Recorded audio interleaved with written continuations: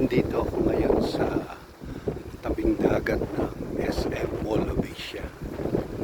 Dito kami lagi na mamasyal ng yumao kong bisis. Pinakamamahal kong asawang si Bina.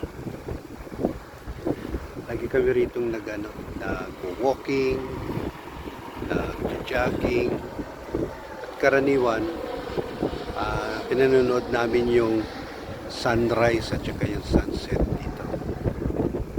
Napakaganda kasi ng place na ito, kaya lagi kami nandito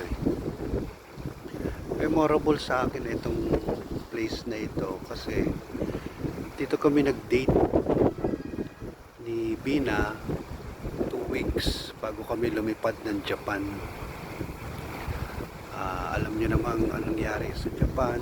Sa airport pa lang ay stroke na siya, at 4 months after binawian na siya ng buhay. Memorable din sa akin itong place na to kasi ito yung sinulat ni Bina sa papel 5 days bago siya mamatay. Nag-request siya sa akin na sana through hand gestures niya sinabi sana makapunta kaming dalawa lang dito. Kung alam ko lang na last request na pala niya yun.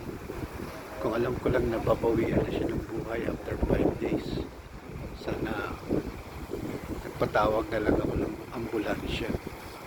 At kahit na hirap siya, baldado siya, punta kami dito. Pagbibigyan ko siya.